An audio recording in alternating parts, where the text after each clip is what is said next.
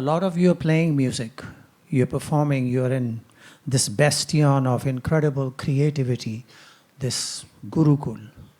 You are all lucky, whoever are living here and studying with Hariji and Bhaviji and all, and being in company of, Rakesh Bhai and Debubiya and Sushi, Mita and everybody. But you must understand that the way they learned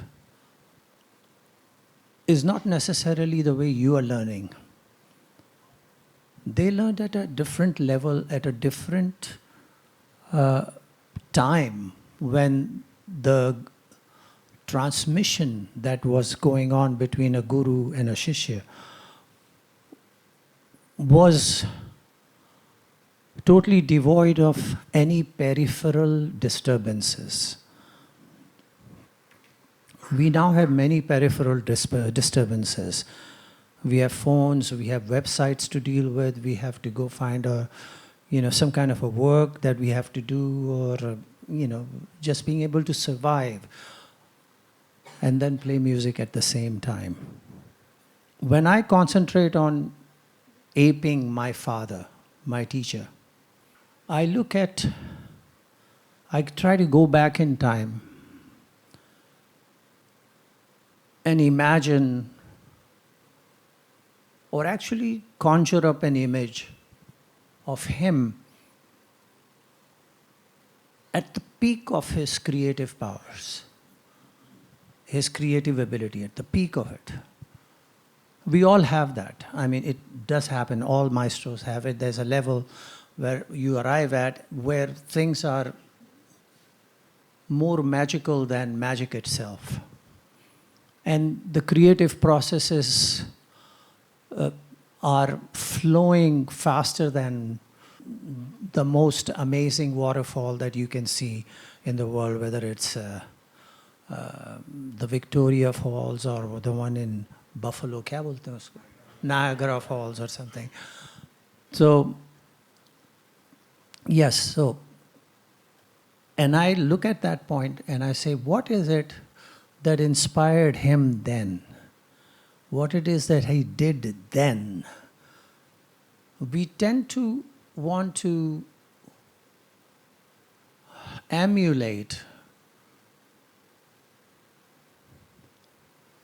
our teachers only at the time when we see them and interact with them. We do not draw inspiration, in-depth inspiration, from their whole body of work. Ustad Ali Akbar Khan Sahab, one of the greatest musicians of Indian classical music. I used to sit when he was teaching in his class. I was teaching in another room. When I'd finish, I'd come and sit and he's teaching. And he would tell the students, go listen to my recording of 20 years ago or 15 years ago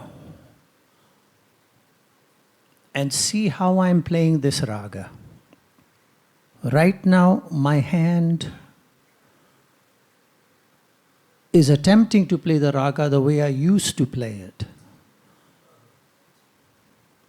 So I am finding myself wanting a little. I'm finding that I am not able to execute the way I used to do it. Go there, listen to that, and come back to me with some understanding of how it should be and what it should be. And I will guide you further into what needs to be done. But that is the basic information that I want you to grab. And that's what Ali Akbar Khan Sahib used to say. And I've heard him say that to the students. My father, when he was teaching me, he was not saying, ye hai qaida.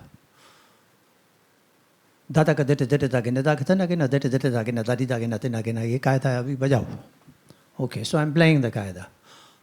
waiting to see if I'm playing it right or not. Right हो गया, अच्छा अभी मैं सही तो बजा रहा हूँ, I'm playing it correctly, but he's not going to the next, variation, विस्तार नहीं दे रहे हैं, क्या बात है?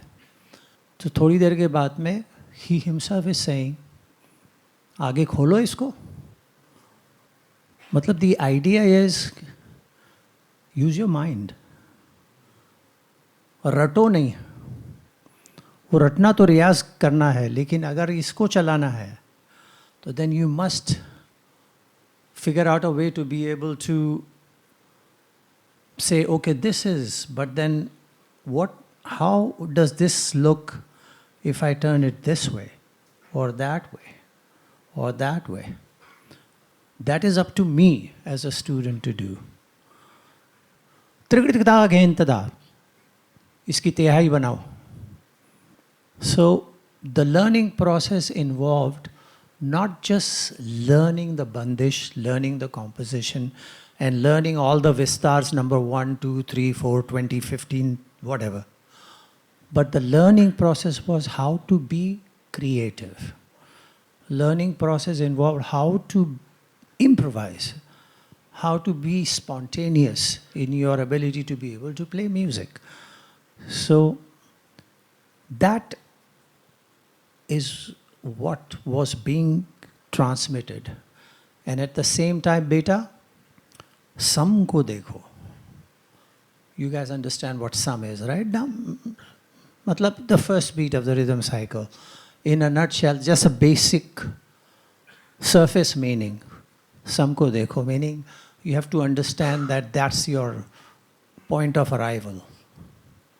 But sum ko dekho, matlab, yes, I'm looking at that frame or mirror or whatever it is. But why am I not looking at how many people are sitting here? How many heads are there? How many of them are lit ever so slightly? How many of them are dark? How many of them are asleep? And so on and so forth. I'm not looking at that. I'm looking at sum. That's not what he meant. He meant you can see where you need to arrive, but you should also see what the road looks like on the way there. And then when you see that, then you know, अच्छा यहाँ से मुझे वो थोड़ा इधर जाना है, थोड़ा उधर जाना है, थोड़ा उधर जाना है, और जाके वहाँ पहुँचना है. So then I can dha din din na dha din din na dha din din na tit din din dha din din na dha din din dhati dha gena dhati dha gena dhati dha gata na gena tit tit dha gena dhati dha gena dha gata na gena dhati dha kr dhati dha din na dha din din na dha gena dhati dha gena dha gata na kr dhati dha gena dha dhati dha gena dhati dha gata na gena dha dhati dha gena dhati dha gata na gena dha dhati dha gena dhati dha gata na gena din na din. So yeah, so looking at the sum, but how am I going to work my way there? That is basically, in a nutshell, what we are supposed to learn as improviser of Indian classical music. Playing it at the tempo that is the slowest possible, having your inner lehra as strong and true as possible, and watching where it is that you need to go and what lies in the path, what obstructions are there, and where are the slopes, where are the climbs, where the road tilts. All those things have to be looked at.